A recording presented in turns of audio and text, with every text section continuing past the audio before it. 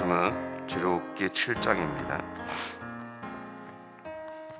출애굽기 7장 1절부터 7절까지 말씀입니다.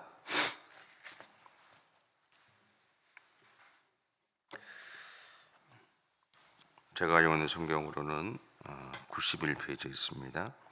출애굽기 7장 1절부터 7절까지입니다. 우리 함께 봉독하겠습니다.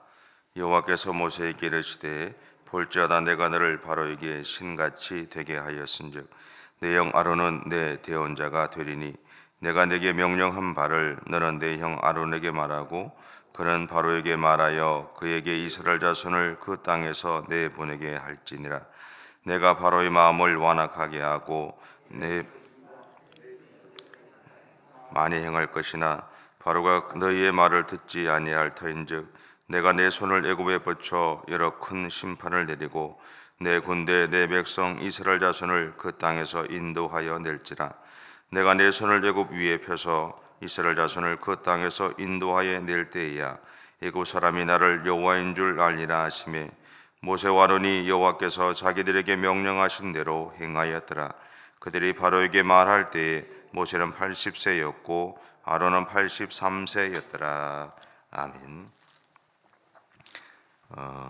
하나님의 부르심을 받은 모세에게 가장 힘든 것은 무엇이었을까라는 생각이 들었어요. 성경에 이제 나오는 이야기들을 이렇게 보면 모세가 그렇게 힘들었다라고 하는 어떤 그런 표현은 없지만 이제 말씀을 쭉 읽으면서 그런 생각이 들었어요. 모세가 힘든 것이 무엇이었을까?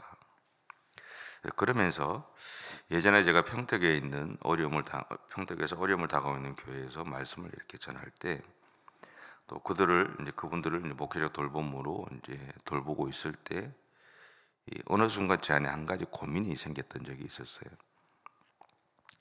그것은 뭐냐면 내가 가진 위치가 어디인가라는 거였어요.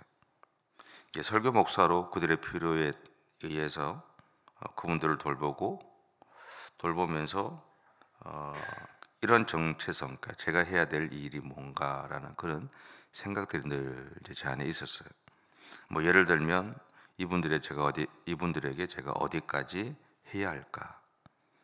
또 내가 여기에서 어디까지 목회라는 것을 할 수 있고 해야 할까라는 그런 고민들이 늘 있었어요.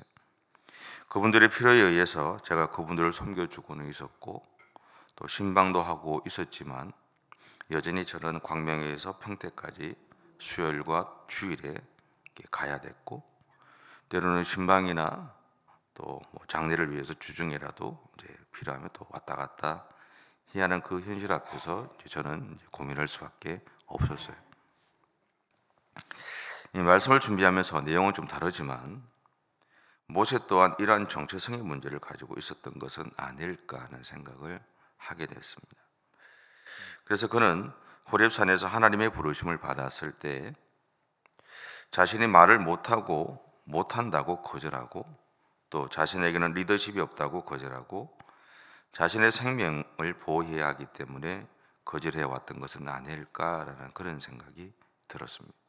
단지 그 일을 못하기 때문이 아니라 어쩌면 자신의 어떤 위치가 어딘가에 대한 어떤 그런 갈등들이 그로 하여금 하나님이 자신을 불렀을 때 거절하게 만들지 않았을까 하는 생각들을 하게 됐습니다. 하지만 오늘 본문 1절에서 하나님은 그에게 이렇게 말씀하시죠. 1절 다시 한번 읽어볼까요? 1절입니다. 시작. 여호와께서 모세에게 이르시되 볼지어다 내가 너를 바로에게 신같이 되게 하였은즉 내 형 아론은 내 대언자가 되리니. 아멘. 이 이야기에서 하나님은 지금 모세를 바로 앞에서 위대한 사람, 다시 말하면 그 누구도 함부로 할 수 없는 하나님이 함께 하시는 사람으로 세우셨다라는 것을 선언을 하세요. 그러면서 하나님이 모세에게 첫 번째 그의 정체성에 대해서 제공하고 있는 거예요. 너는 하나님이 함께 하시는 사람이야. 네가 염려하는 위치나 이런 것들이 아니라, 그것을 염려할 것이 아니라 내가 너를 선택해서 세운 나의 사람이야. 그것이 네가 마음에 품어야 될 정체성이야 라는 것을 이야기해요. 그다음 두 번째 이야기하는 것이 뭐냐면 하나님이 모세를 그의 형에 순종할 수밖에 없는 지도자로 세우셨다라는 겁니다. 당연히 세상적인 어떤 질서로 보면 형이 앞장서는 게 맞죠. 근데 하나님은 모세를 세우셔서 그 형이 모세를 돕게 만들었다라는 거죠. 동시에 모세와 아론의 역할은 다르다라는 겁니다.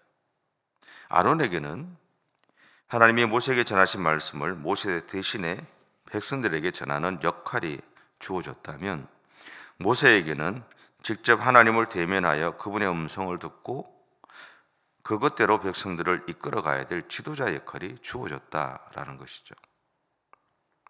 그것이 하나님이 모세에게 제공하는 두 번째 정체성이에요. 너는 지도자고 너의 형은 너를 돕는 사람이다 라는 겁니다. 그래서 아론과 미리암이 모세의 실수에 대해서 지적하면서 민수기 12장 2절에서 이렇게 선언하죠. 제가 읽어볼게요. 그들이 이르되 여호와께서 모세와만 말씀하셨느냐 우리와도 말씀하시지 아니하셨느냐 여호와께서 이 말을 들으셨더라 이렇게 합니다. 근데 하나님은 민수기 12장 7절과 8절에서 이렇게 선포하세요. 내 종 모세와는 그렇지 아니하니 그는 내 온 집에 충성함이라. 그와는 내가 대면하여 명백히 말하고 은밀한 말로 하지 아니하며 그는 또 여호와의 형상을 보거늘 너희가 어찌하여 내 종 모세에 비방하기를 두려워하지 아니하느냐. 그리고 미리암에게 나병이 생기게 하세요. 근데 왜 두 사람이 아론과 미리암이 동일하게 비난을 했는데 왜 미리암에게 생기는지는 사실 이유는 몰라요. 근데 분명한 것은 뭐냐면 이런 과정들을 통해서 하나님은 모세를 향한 하나님의 마음을 명확하게 보여주셨다라는 것이죠. 또 다르게 생각해 보면요, 왜 모세가 하나님 앞에 이방 여인을 아내로 취할 수밖에 없었을까? 그 이유 속에는 모세의 정체성이 또 흔들렸을 가능성이 있다라는 거죠. 내가 목사로 살아가지만 여러분도 마찬가지잖아요.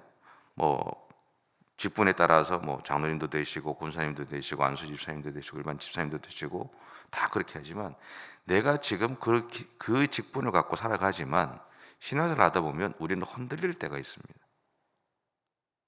흔들릴 데가 없는 사람이 없어요.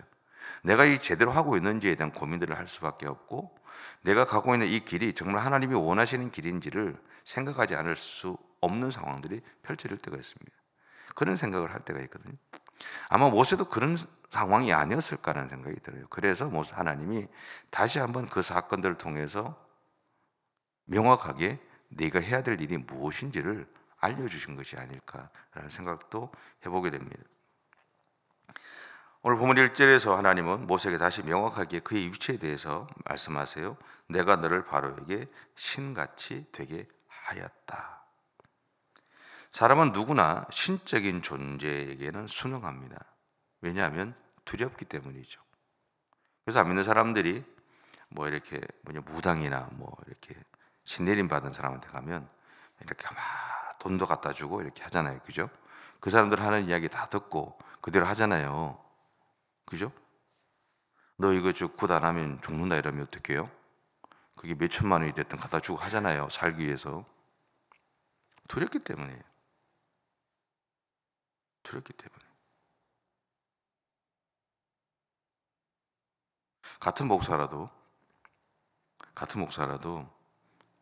여러분이 봤을 때 능력이 좀 있는 사람을 만났어. 저 사람이 하는 대로 뭐 예를 들어서 다 돼. 그럼 어때요? 그 목사한테는 여러분이 똑같이 해요. 그 목사가 돈을 갖다 놓으면 돈도 갖다 놓고요. 다 해요. 왜? 두렵기 때문에. 저 사람이 나를 조져하면 어떡하지? 하는 두려움이 있기 때문에. 똑같아요. 우리에게는 신적인 존재에게 우리는 순응할 수밖에 없어요. 그래서 애굽의 바로왕 또한 자신이 신이 되고 싶어 했던 것이고요. 인류 역사에 등장하는 수많은 왕들이나 또 오늘날의 지도자들 또한 그 자리를 탐내고 있는 겁니다. 그럼에도 불구하고 우리의 인생에 있어서 주인은 사실 하나님밖에 없어요. 그들이 어떤 생각을 가지고 있든 세상이 어떤 생각을 가지고 있든 상관없어요. 우리 인생의 주인은 하나님밖에 없다라는 것이죠. 본문에 등장하는 모세나 오늘 우리 자신은 그냥 하나님의 도구일 뿐이다라는 겁니다. 목사가 능력이 있어서 기도하면 낫는 것이 아니고요. 하나님의 능력이 계신 거예요. 그냥 목사는 그 순간 하나님이 사용하신 도구일 뿐이다라는 거죠. 목사가 이 생각을 잊어버리면 그 목사는 끝난 거예요. 더 이상 목사가 아니죠.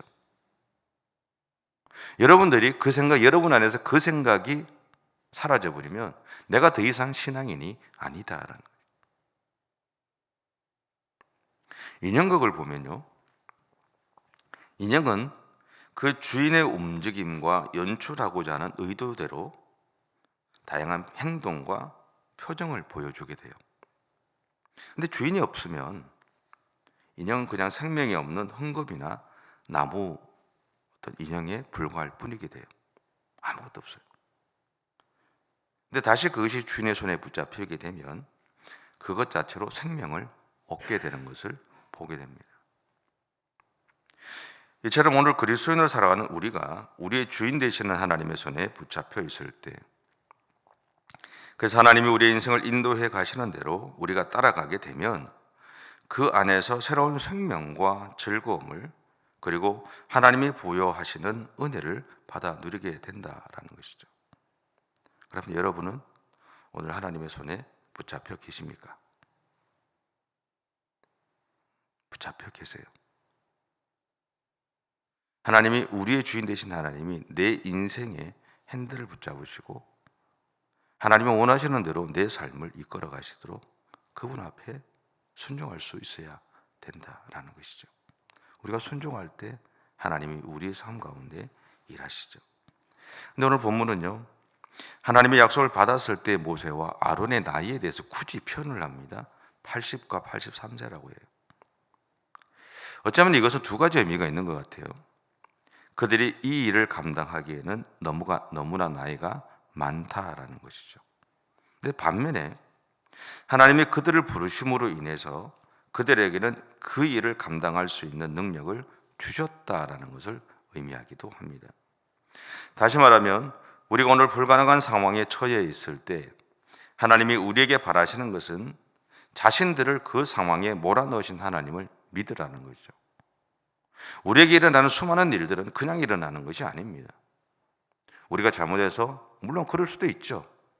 그런데 우리가 잘못해서 일어났던 일이든 우리가 잘해서 일어났던 일이든 어쨌든 그 일의 모든 과정은 하나님의 손에 있다라는 것이죠. 그래서 하나님이 우리에게 요청하시는 것은 오늘 우리에게 주어진 일어난 그 상황을 몰아넣으신 그 하나님을 믿으라는 것이고, 그 하나님을 믿고 믿음으로 전진해 가라는 겁니다. 그리고 그러면 그 일을 되어지게 하신 하나님의 역사를 보게 될 것이라는 거죠. 어떤 역사가 일어날지는 모릅니다. 근데 분명한 것은 우리를 몰아가신 하나님이 그 일들을 통해서 우리에게 그분이 우리를 몰아갔던 이유를 명확하게 보여주실 것이고, 성경에서 늘 우리에게 약속하는 것처럼 합력하여 선을 이루어 가시는 하나님의 역사가 오늘 또 우리의 삶 가운데 일어나게 된다라는 것이죠. 그것을 믿는 것이, 그것을 믿음의 눈으로 보는 것이 우리가 해야 될 몫입니다. 절망 가운데서도 하나님 안에 머물러 있어야 되고, 고통 속에서 몸부림치면서도 하나님 앞에 머물러 있어야 되고, 두 눈에 눈물을 줄줄 짜면서도 하나님 앞에 머물러 있어야 되고, 내가 서 있어야 될 자리, 내가 있어야 될 그 시간을 내가 지켜나가야 된다라는 거예요. 어쩔 수 없어요. 여러분이 운다고 해결되는 거 없잖아요. 내가 고민한다고 해결될 수 없어요. 해결은 결국 그분이 하시거든요. 그렇다면 우리가 할 수 있는 것은 하나님 그분 앞에 우리가 설 수밖에 없다라는 겁니다. 오늘 하나님이 모세에게 보여주신 것이 그런 것이 아닐까 싶어요. 고민하고 있는 모세에게, 고민하고 있던 제에게 하나님이 보여주셨던 것도 동일하다라는 겁니다. 여러분, 오늘 여러분에게 비춰질 다양한 이 상황 속에 있을 때 그 일을 여러분에게 열어주신 하나님을 신뢰하십시오. 그리고 그 하나님을 의지하며 믿음으로 전진하는 그런 저와 여러분의 삶이 되시길 바랍니다. 기도하겠습니다. 사랑의 주님, 감사합니다.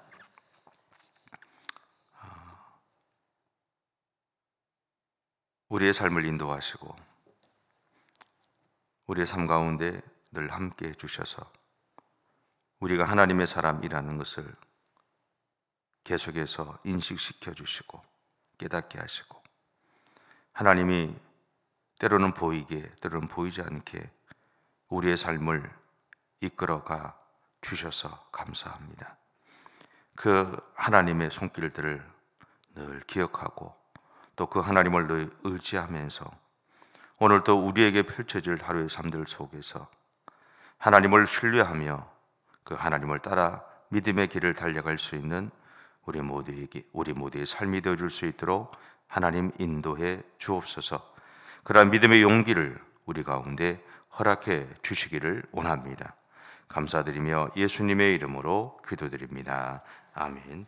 하늘에 계신 우리 아버지, 아버지의 이름을 거룩하게 하시며 아버지의 나라가 오게 하시며 아버지의 뜻이 하늘에서와 같이 땅에서도 이루어지게 하소서. 오늘 우리에게 일용할 양식을 주시고 우리가 우리에게 잘못한 사람을 용서하여 준 것 같이 우리의 죄를 용서하여 주시고 우리를 시험에 빠지지 않게 하시고 악에서 구하소서.